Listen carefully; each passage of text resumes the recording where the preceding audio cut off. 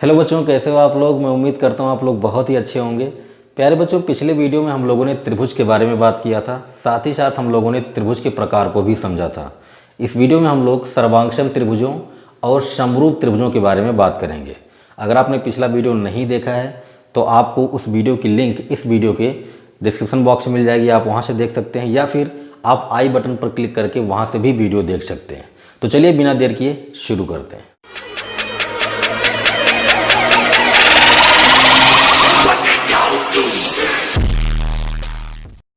प्यारे बच्चों, सर्वांगसम त्रिभुज क्या होते हैं, समरूप त्रिभुज क्या होते हैं, इनको समझने से पहले हमें समझना होगा कि सर्वांगसम आकृतियाँ क्या होती हैं और समरूप आकृतियाँ क्या होती हैं।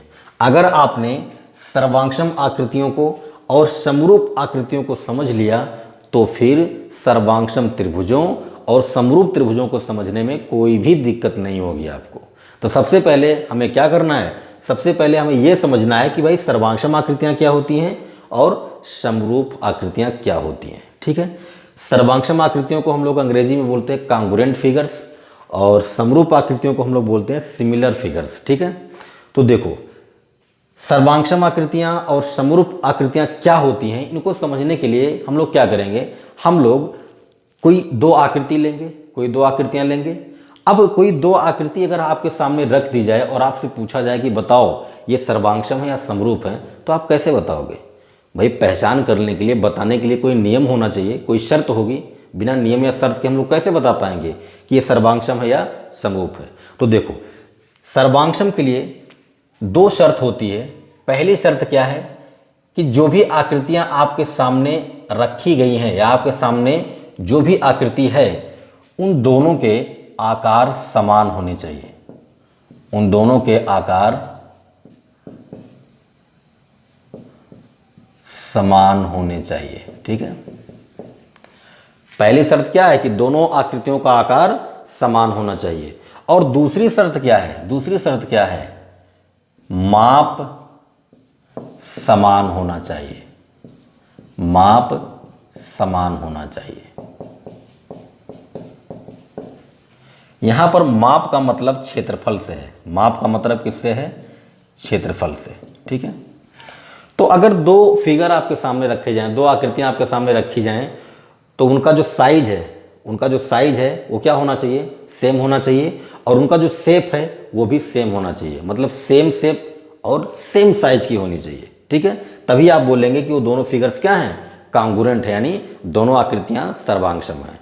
सर्वांगसम के लिए दो शर्तें हैं। पहली क्या कि दोनों का आकार समान होना चाहिए, दूसरी क्या, दोनों का माप समान होना चाहिए। माप का मतलब कि दोनों का क्षेत्रफल समान होना चाहिए। ठीक है, अब देखो मैंने कहा कि भाई मेरे पास एक आकृति ऐसी है, ये कोई आकृति है, कैसी है, वृत्ताकार है। ये कैसी आकृति है, वृत्ताकार। और मेरे पास एक आकृति ये है, ये क्या है, एक त्रिभुज है। ये भी तो एक आकृति है, ये भी एक आकृति है और ये भी एक आकृति है। अब अगर आपसे पूछा जाए कि भाई बताओ ये दोनों आकृतियां सर्वांगसम हैं, तो आप क्या करोगे, आप कहोगे भाई सर्वांगसम के लिए हम लोग नियम जानते हैं।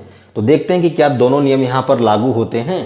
पहला नियम क्या कहता है कि भाई आकार समान होना चाहिए। देख लो, इसका आकार अलग है और इसका आकार अलग है। ये एक वृत्त है और एक त्रिभुज है, तो आकार तो अलग अलग है, आकार अलग अलग है। माप समान होना चाहिए। माप के लिए हम कह देते हैं भाई इसका जो क्षेत्रफल है, इसका जो क्षेत्रफल है ये 10 मीटर स्क्वायर है। इसका भी क्षेत्रफल जो है वो क्या है, वो भी 10 मीटर स्क्वायर है। ठीक है, हमने क्या कहा, हमने कहा कि भाई इस वाले आकार का, इस वाले आकृति का क्षेत्रफल 10 मीटर स्क्वायर है और इस वाले आकृति का भी क्षेत्रफल 10 मीटर स्क्वायर है। तब क्या ये दोनों आकृतियां सर्वांगसम हैं, तो आप कहोगे भाई माप तो समान है दोनों का, क्षेत्रफल तो दोनों का समान है, लेकिन दोनों का आकार समान नहीं है, इसलिए ये दोनों आकृतियां सर्वांगसम नहीं होंगी। बात आई समझ में। कोई भी दो आकृति आपके सामने रख दी जाएगी और आपसे पूछा जाएगा बताओ ये दोनों आकृतियां सर्वांगसम हैं, तो आप देखोगे कि भाई क्या दोनों का आकार समान है। अगर आकार समान है तो फिर आप दूसरे वाले नियम को देखोगे। अब अगर आकार समान नहीं है तो फिर आगे चेक करने की जरूरत ही नहीं है, हम सीधा बोल देंगे कि ये दोनों आकृतियां सर्वांक्षम नहीं है। क्यों? आकार असमान है, क्योंकि आकार क्या है? असमान है। तो इन दोनों का आकार असमान है, इसीलिए ये दोनों आकृतियां क्या हैं? सर्वांक्षम नहीं है। बात आ गई समझ में? कोई भी दो आकृतियां आपको दी जाएंगी, आपको पहचान करना होगा, आपको देखना होगा कि भाई क्या दोनों का आकार समान है। अगर दोनों का आकार समान होगा तो फिर आप आगे देखोगे कि भाई दोनों का माप भी समान है क्या। अगर दोनों का माप समान है तभी आप बोलोगे कि वो दोनों क्या हैं? वो दोनों सर्वांक्षम हैं। ठीक है, एक और एग्जाम्पल लेते हैं। मैं कहता हूँ कि मान लीजिए कि मेरे पास ये एक सर्कल है, एक वृत्त है, और दूसरा मेरे पास ये भी एक वृत्त है। ठीक है, ये दो आकृतियां मेरे पास हैं। मैं कहता हूं कि भाई इसका जो क्षेत्रफल है ये 10 मीटर स्क्वायर है और इसका भी क्षेत्रफल कितना है? 10 मीटर स्क्वायर है। अब आपको देख के बताना है कि भाई बताओ क्या ये दोनों आकृतियां सर्वांक्षम हैं? तो आप देखोगे कि क्या दोनों का आकार समान है? बिल्कुल, ये भी एक वृत्त है, ये भी एक वृत्त है, ये दोनों क्या हैं? समान आकार के हैं। फिर आप दूसरा देखोगे क्या माप समान है?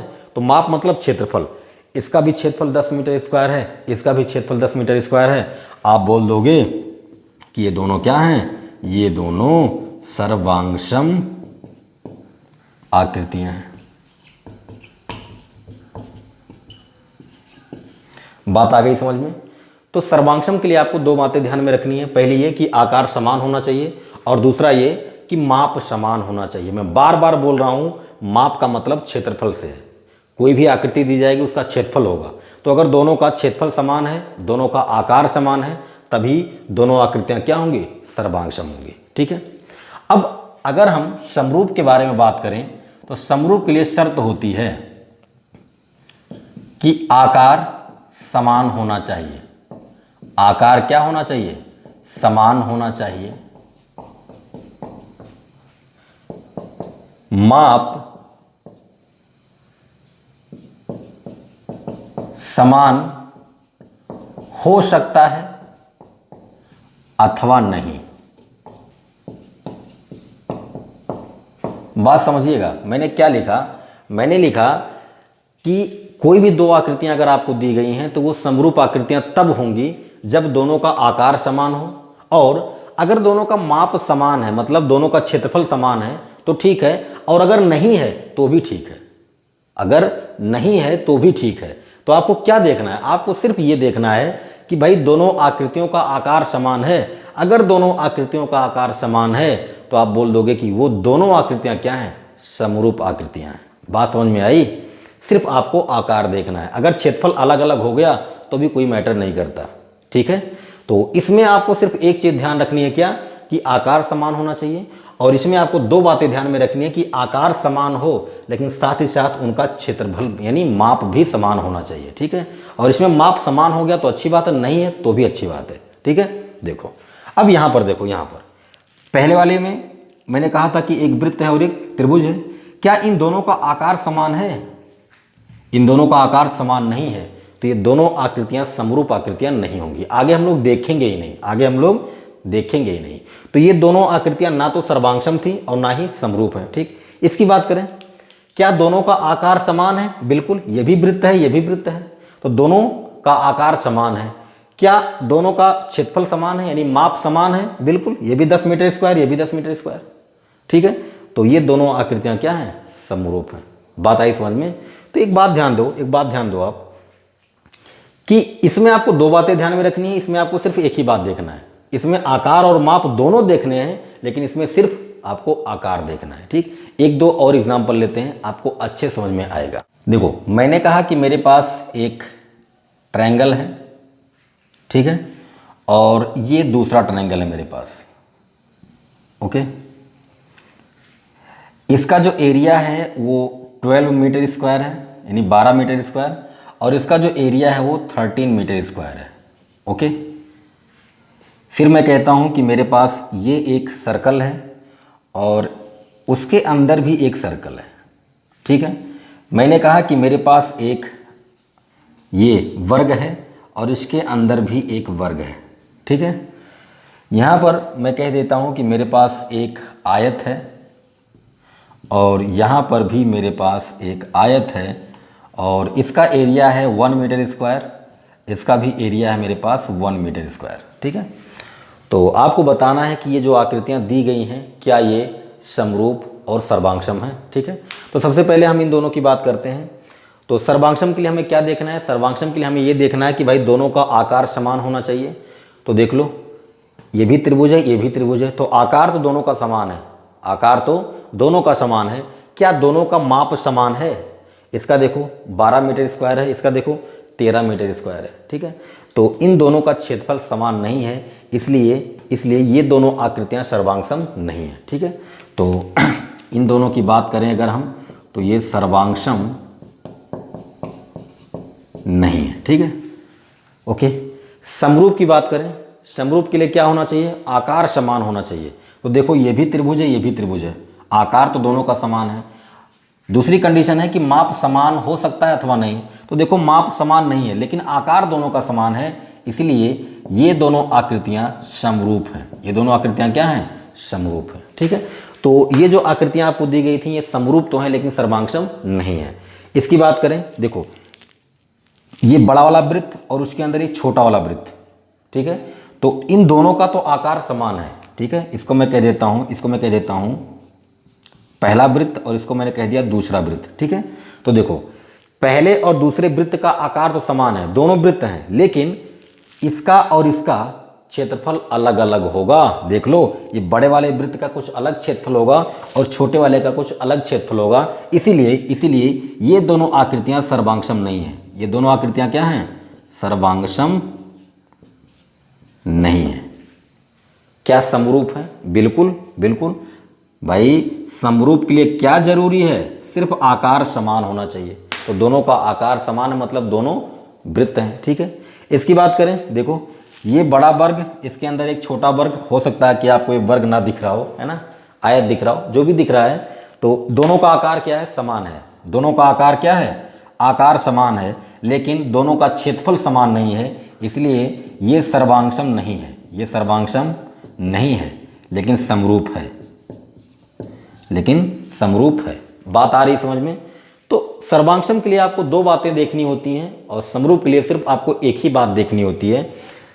आकार समान हो, माप समान हो, तभी वो सर्वांगसम होगा, और अगर आकार समान है, माप समान नहीं भी है, तो वो समरूप हो जाएगा। ठीक, तो अभी तक हम लोगों ने जितना देखा, इसकी बात करें, इसकी बात करें, इसकी बात करें, ये सभी समरूप तो हैं लेकिन सर्वांगसम नहीं है।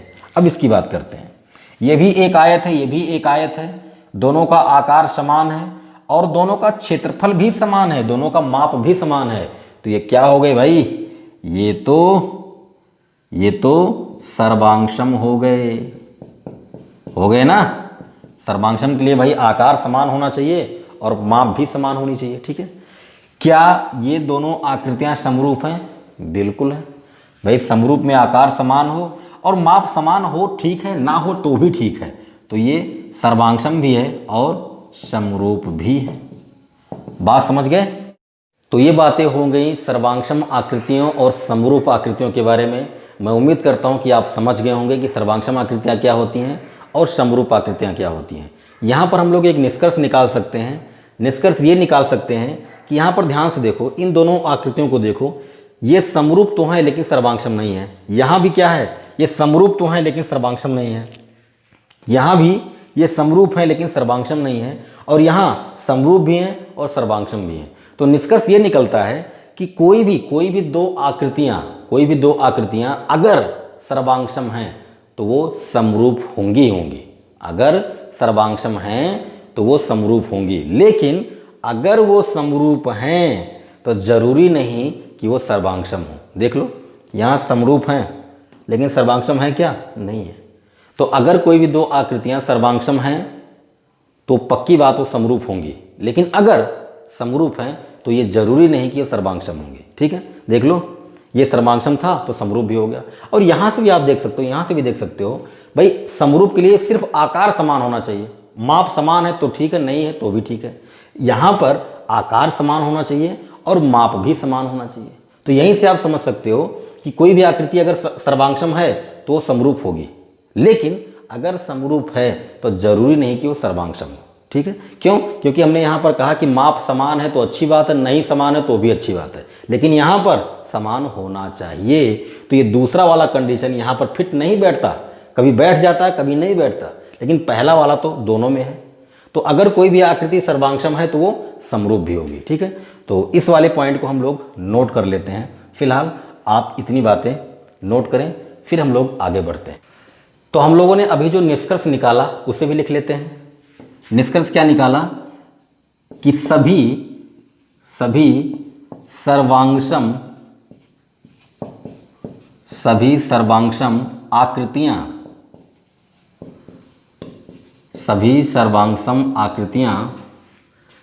समरूप होती हैं, लेकिन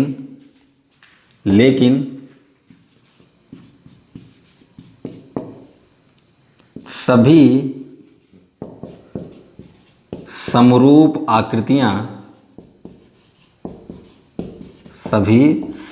आकृतियां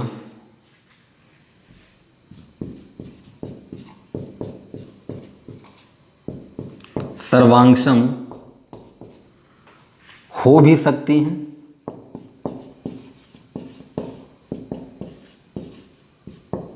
अथवा नहीं।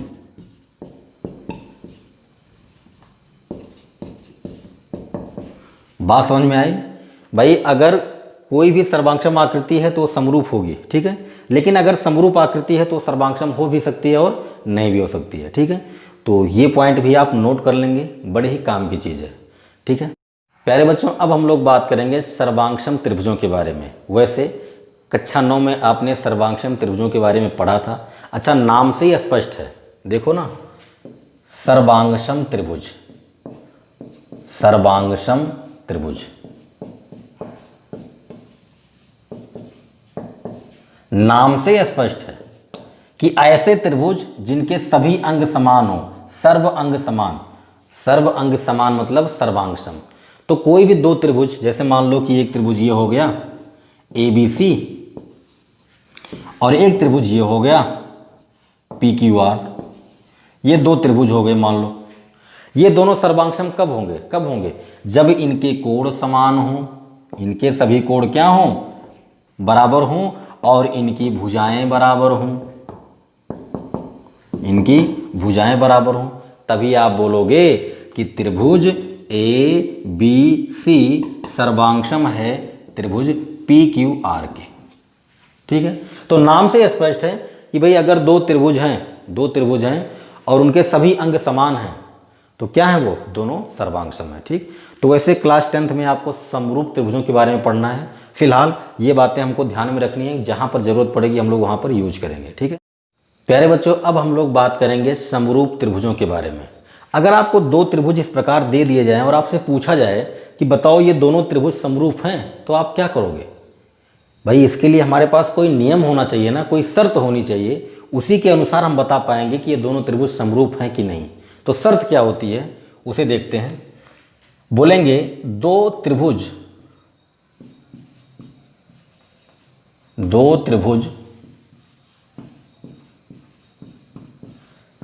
समरूप होंगे यदि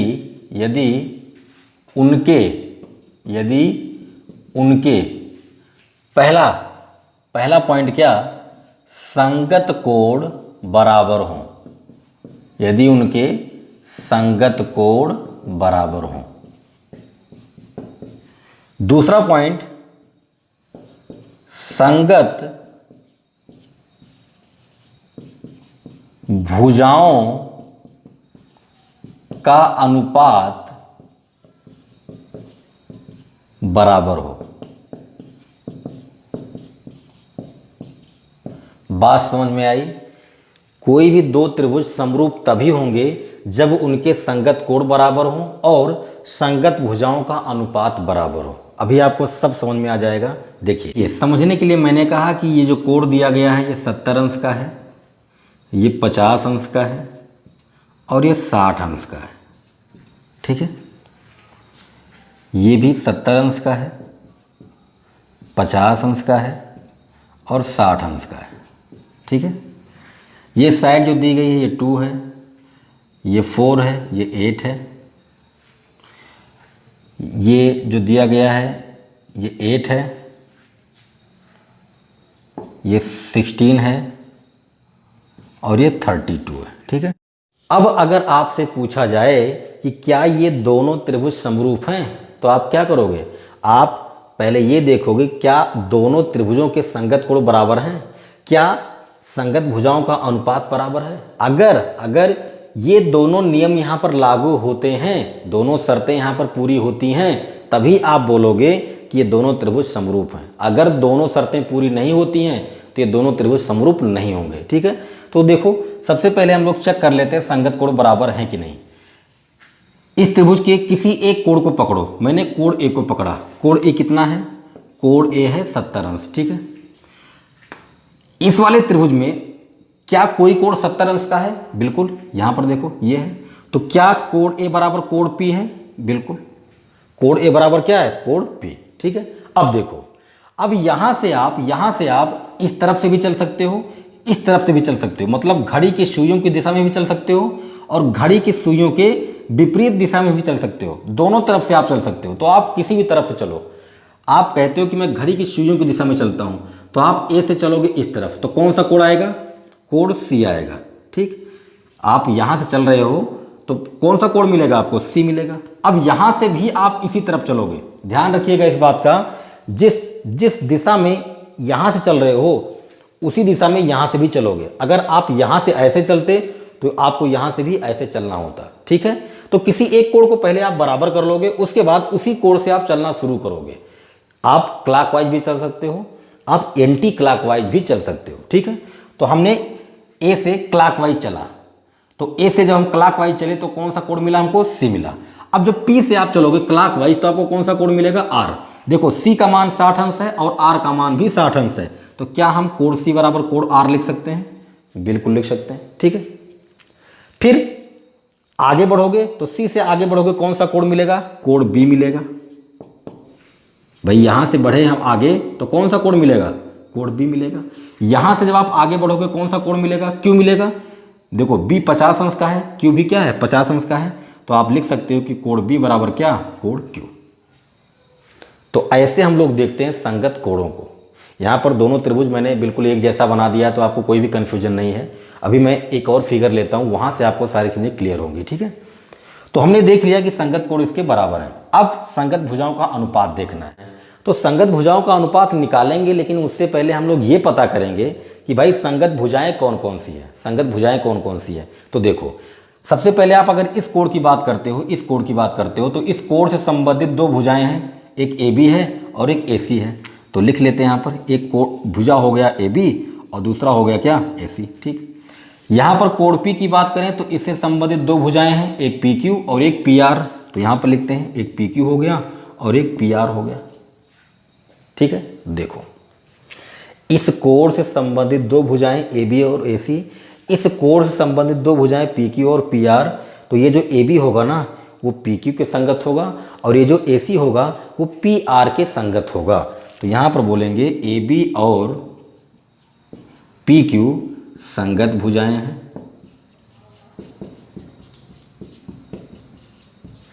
यहाँ पर ए सी और पी आर संगत भुजाएं हैं। बात समझ में आई?